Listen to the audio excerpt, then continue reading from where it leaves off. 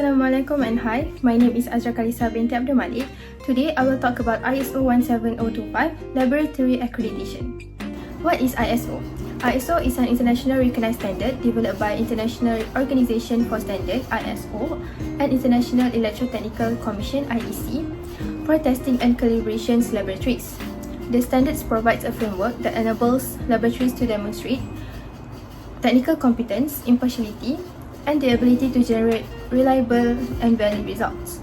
It was first published in 1999 and revised in 2017, which applies to laboratories of all sectors and sizes. However, it was first introduced in Malaysia on 1st July 1987.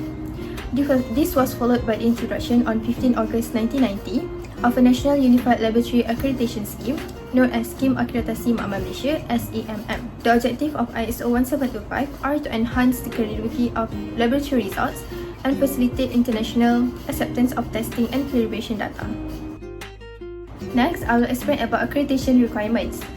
ISO 17025 established 5 categories of requirements that laboratories must fulfill before accreditation can be granted.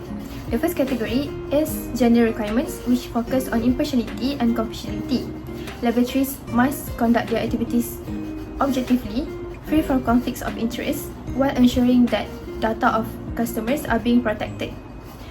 These requirements help maintain relationship and trust between laboratories and their client. The second category is structural requirements, which address the organizational framework of the laboratory. Laboratories must establish a clear lines of authority, define responsibilities, and ensure that management supports the implementation and maintenance of the quality system. The third category consists of resource requirements. These requirements emphasize the need for competent personnel, suitable laboratory facilities, and properly maintained equipment. Laboratory staff must possess the necessary education, training, skills, and experience to perform assigned tasks competently. Additionally, equipment must be calibrated and maintained regularly, while all employees need to attend necessary training every once in a while as required by ISO 17025 to ensure they meet every requirement needed. The fourth category is process requirements, which include reviewing customers' requests, selecting appropriate methods, validating test procedures, handling samples correctly, implementing quality control measures, and reporting results accurately. Compliance with these requirements are to ensure laboratory activities are being conducted consistently and that the generated data are scientifically valid.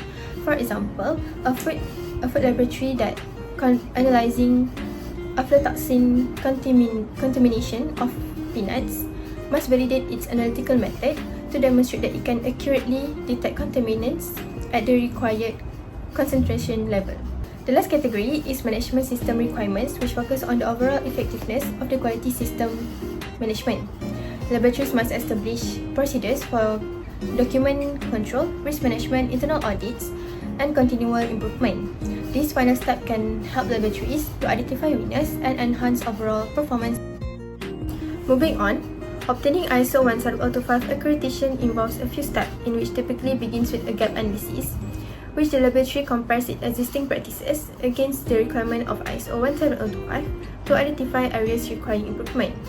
Next, the lab needs to develop quality management system QMS, where they prepare documents with necessary policies, standard operating procedures SOP, and quality records.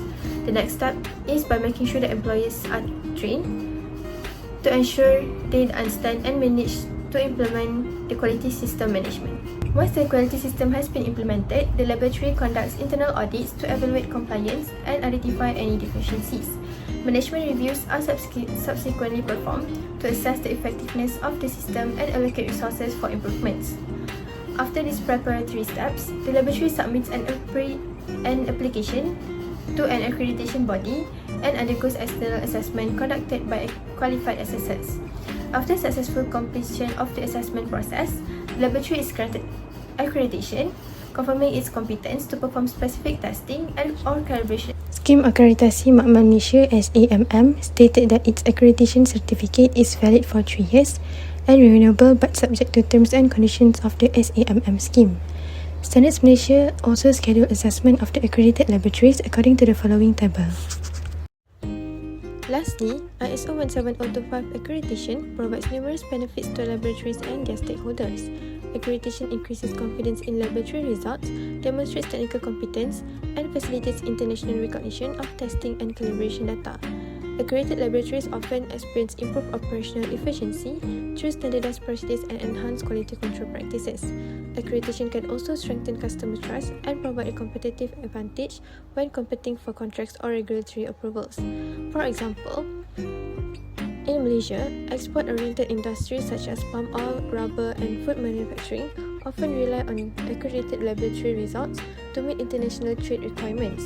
Accreditation helps ensure that the test reports issued in Malaysia are accepted by overseas customers and regulatory authorities. In conclusion, laboratory quality systems are fundamental for ensuring the accuracy, reliability, and traceability of analytical results.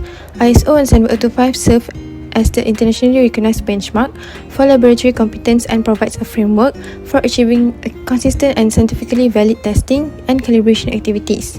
In Malaysia, accreditation through the SAMM scheme administered by the Standards Malaysia enables laboratories to demonstrate compliance with international standards and gain recognition both nationally and globally.